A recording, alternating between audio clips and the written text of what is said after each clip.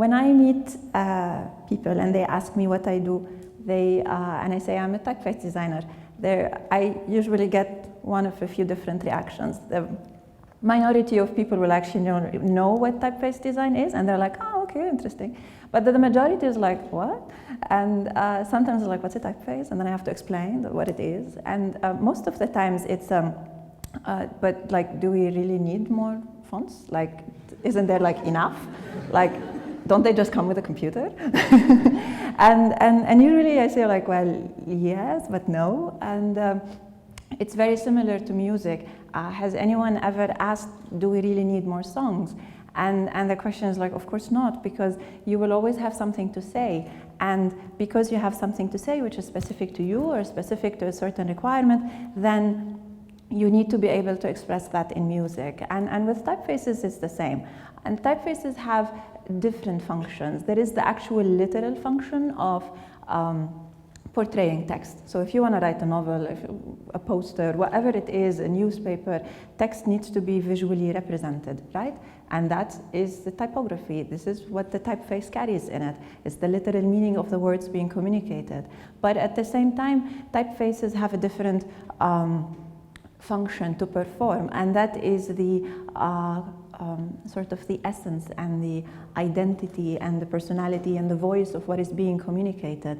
There is something figurative. There's a world that they refer to, and that one has a lot of interesting implications for us as type designers, because we are able to communicate thoughts and ideas through just the different ways through which we can draw the letter A.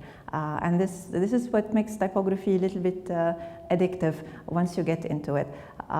So why do we design typefaces? It's because we have something to say, and our environment keeps changing, and because of that, we have different things that we want to communicate. When it comes to me specifically, I'm an Arabic type designer, so I am Lebanese. I come from Lebanon, from Beirut, where I grew up. When I was studying graphic design, and that's towards the end of the 90s, so now you can all guess how old I am. It gets longer and longer. We did not have a lot of Arabic typefaces to design with. Most of my degree was spent designing in English. And this is, quite typical in Lebanon. We have a lot of English and French in our day-to-day life, and so we were designing in English quite regularly. But every once in a while, we would have an Arabic project. And then when I want to design in Arabic, the typefaces that were available to us at the time were very poor in design and very small in quantity. So it was almost like, okay, you want to speak in Arabic, you can only do so in a very traditional way, which is also a little bit crappy. So that's the only thing you can say in Arabic. There was no possibility to be experimental, to design something which is contemporary, to be a little bit more modern, to communicate in a way which is more reflective of how we live today. And for me, that was a problem. It was almost like you want to speak via design, but you have no words to say, because you don't have the words, because the typefaces do not exist. And there was a lack, and this is sort of what drove me into type design and why I wanted to become an Arabic type designer, because I wanted to be able to speak with how I thought Arabic needs to be spoken with. I had my own ideas, and having some very few traditional fonts was not enough for that. And what was also a problem is also the lack of quality, because it was almost like, okay, if you're in Arabic, it's like you're not deserving of something better, and that is a problem as well. And we really need to look at design as something which is reflective of a larger picture, that it's not just a poster, it's not just a book, it's not just a catalog or a newspaper. This is cultural communication and is reflective of the society we live in. So if we are not able to communicate in a modern, contemporary way, if we're not being able to be informal, to be free, to be happy, to be techno, to be whatever it is that we want to say, then we are very limited in who we are at the end of the day. So for me, the question of Arabic type design is a question of identity. Who is it that we are, and what do we want to communicate? And what does it mean to be an Arab today? And we often make the headlines for all the wrong reasons. And as anyone who reads the news can see. And it's been a very challenging period lately. And by lately, I mean the last decade, because there seems to be different driving forces within the Middle East. And Within Lebanon as well, there is the wish for more democracy, more freedom, but at the same time we have other forces that take us more towards medieval times, and those are usually dragging us in the wrong direction. And to be an Arab today is to try to find out who is it that you want to be, and what kind of society do you want to live in. And when you start to answer that question, then visual communication, your artistic work, the design that you do, the literature that you write, all of this is part of the same scheme. And we cannot try to be contemporary and modern in one, but not in the other. If we want to open up communication, then we need to open up our ability to communicate in all of these different ways. And so we need to ask ourselves, and I'm probably the only Arab in the audience here. There is, oh, hello. So when we look at the world today, and we need to be able to have that kind of communication, I always remember the words of Edward Said, who's the late Edward Said, a humanist who gave the graduation speech at my university. And he was talking about how Arabs today can speak to the world and what kind of communication we want to have. And he talks about the different attitudes, whether it is you accept everything, you oppose everything, or you just try to have a more equal dialogue. And with that, he talks about the dialogue of civilization rather than the clash of civilization. And by that, we mean that we sit down as equals and we talk. And this is, at least for me, a driving force in how we look at the world and how we communicate, how I design personally, and what I want my work to do.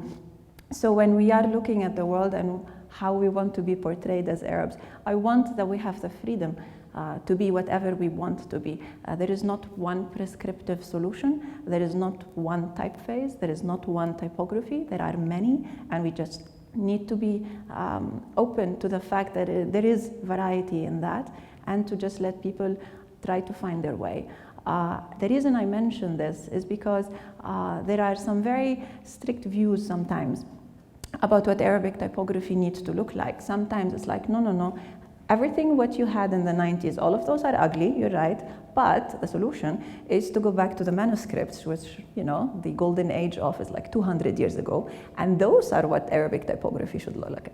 And then there you will have the other people who will say like, no, we only do modern stuff, completely forget anything else which is from before. And then you will have the little people in the middle, and then, you know, we're trying to find a way, but the answer is not in one or the other. The answer is always, what kind of function do we need to fulfill with this typeface? And then maybe with that, we find the aesthetic envelope that can give us that answer. For me, that function primarily for a very long time was a function of reading. One of the biggest problems in the Middle East today is that people are not reading enough. We have had improving levels of literacy in, you know, the last decades, but literacy rates in many of the Arab countries are still quite low, even more so amongst women, which is a disaster. We should be equally illiterate if there's any choice. No, obviously not. But but we need to be also reading more. There's also studies that show that the average, and I don't know how authentic this is, but the study said that the average reading per person in the Middle East is 4 pages a year, which is like a disaster. I don't know if that, like, I really hope that this is wrong, because it cannot be that we read so little. And so when I was looking at the different styles of Arabic typefaces, and I wanted to be able to answer the question, what kind of text style would encourage reading? What can we as designers do to encourage people to read more? Design typefaces that will invite you to come and pick up a book and read, because that's really the only solution to all the problems that we have. It's only in education. It's only in the enlightenment of people that we can have everything that we wish for. And so I looked at the manuscript styles with their gorgeous calligraphy, gorgeous, very complex forms, and then also with the contemporary styles that are a little bit more simplified, like we find in newspapers. And I was comparing those two, and then the style which is more like book faces, one in the middle. And what you find here with this one is just an example of two of the different styles, the two extremes. The one in black is the one which refers to manuscript traditions, is more like the calligraphy. The one which is in the lighter grayish color would be the one which is simplified, and with that the characters sit next to each other.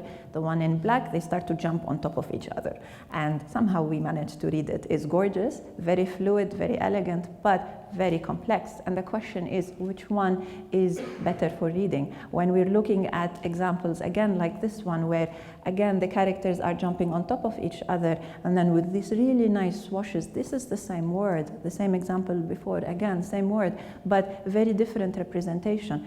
Which one is better for reading? And when I did my legibility studies using eye tracking, it turns out that this extra complexity in the visual comes with an extra cost because it takes longer to read. And so then the question is, which one do we recommend? We have the beauty and the elegance in the manuscript shapes, but then we have the simplicity and legibility in the simpler ones. And the answer is when we need to read fast, then we go for the simpler shapes. But then when we want to explore the beauty, if it's a poem or what else, then we can go into the elegance and the refinement of the more calligraphic styles. And here again, the idea is that we do not take a prescriptive approach, like, no, this is what you need to do. Rather than, no, we explore all of the different possibilities, and then we see which one is more suitable to the function that you are trying to fulfill. And but even when it comes to the beauty and the elegance, does it mean that for an Arabic typeface to be aesthetically pleasing, can it only be calligraphic? Can we find beauty in other shapes as well? And for that, I would like to share with you a very personal project. I was very lucky to be asked to design a headline typeface for the largest newspaper in Lebanon called Al-Nahar. And this was a very, very specific project that was quite interesting because in 2005, the chief editor of that newspaper was assassinated. Another main journalist as well was assassinated. And it was a very dark period for Lebanon. There was, one car bomb a month or something like that, assassinations left and right. And the daughter of the chief editor took over the newspaper, ran for his seat in parliament, and then she wanted to have a redesign of the newspaper just to show, one, it was time because the design really needed it, but two, to show that the newspaper Al-Nahar will not be pressured, will not be intimidated by political assassinations, and the newspaper and the freedom of the press will continue to exist, and this is not something to be messed with. And so they hired Mario Garcia, who is one of the leading newspaper designers worldwide. And then he came to me and he was like, Nadine, do you want to work on this project? And then I saw the email. It was on a Tuesday morning and I was jumping up and down because yes, of course I want to do this. I grew up reading Al-Nahar. My dad sometimes writes for them. It is the biggest and the oldest newspaper in Lebanon, and I care about this, and of course I want to do this. So I went with him to Beirut. I was living in Frankfurt at the time, and just presented this one. The proposal was just this one line that said "Ya Jabal ma yahzak rih," and in Arabic, this translated into English means the mountain that will not be shaken by the wind. And that was the metaphor, that the newspaper will not be intimidated. And I needed to design a typeface that is bold, that is strong, and that will not be shaken. And so the design in this case is the more simple Arabic style. It is quite legible, but the idea is that there is beauty in that boldness, and there is power in that typography, and this typeface became the voice of the newspaper, and that's how amazing this whole experience was, because every time they talk about the new design of the newspaper, the client themselves would speak about the new typeface, about the new voice of the newspaper. And when we're looking at the design in general, even actually if you go back here, you see that there's an elegance of movement. You see that the lines go thin and then go thick, as if the reed has made this shape. But in reality, it's not the reed. This is a very strong, disciplined shape, a lot of tension, a lot of boldness, a lot of power in it. Very, very strong and very bold. And when you put that and you print that on the newspaper, then that headline is shouting to you and commanding your attention. And so this approach really worked, and the evidence of that, which is the biggest compliment that the client can ever give you, they chose the name for this typeface to be Joubran 2005. After the name of the late editor and the year he was assassinated in. So the client themselves also believed in the power of typography. And personally, this was very gratifying for me to be able to work on this project, because it was the first time that I was able, as a type designer, to contribute to a political and cultural situation that we had in Lebanon, that I was able to participate in that, even in a small way. And that was, till now, my most personal project. It's been 5 years since I made this project, but I show this in every presentation because it's important for us to be able to use the work that we do to express something that we believe in. And the freedom of the press is not something that we, take lightly. But then again, so we've seen possibilities where we can be very calligraphic and very elegant in design. We can be very bold and with a lot of statement. But the idea always for me is that when I want to design, I want the typefaces that I design to be reflective of the way we live today. And so most of the work that I've done, these are typefaces that are more modern in terms of flavor. This is 4 words stuck with each other. This is not one. And it says al-khat al-had, and then al-khat al-had, which means the type, the luck, the type, the luck. And the search for modernity is not simply a question of, okay, I have a client, they're very big and I need a bank, and so therefore I do it because this is what the client needs. It's about what is it, what kind of Arab do I want to be? And I want to be living in today's world. We're not living in tents, we're not riding on camels, and actually we do not have a desert in Lebanon. and we are not just the preconceptions or the misconceptions of what an Arab is. We're not, blowing ourselves up in airplanes and doing all sorts of hideous things. There are many of us, and there is a wish and a will to move beyond those things. Thank you.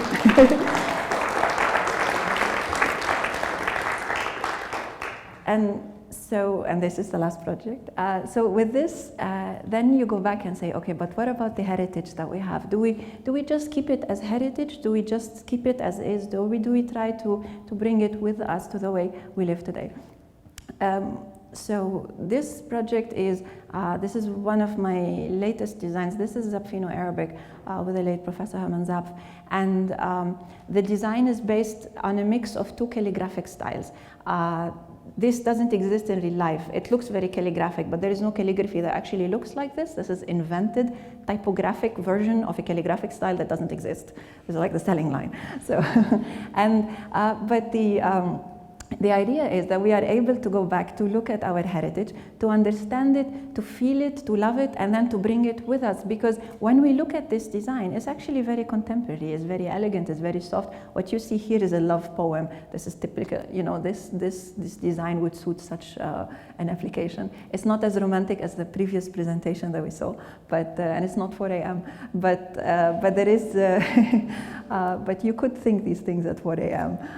But the idea is that we are able to, even when looking back at the heritage, to sort of hold its hand and then bring it to the future as well. So there is no disconnect between the classical heritage that we have at our hands and all the gorgeous different forms of calligraphy that we've grown to love. And there is no revolution when it comes to that. There is only the wish that we would evolve with time and find our place.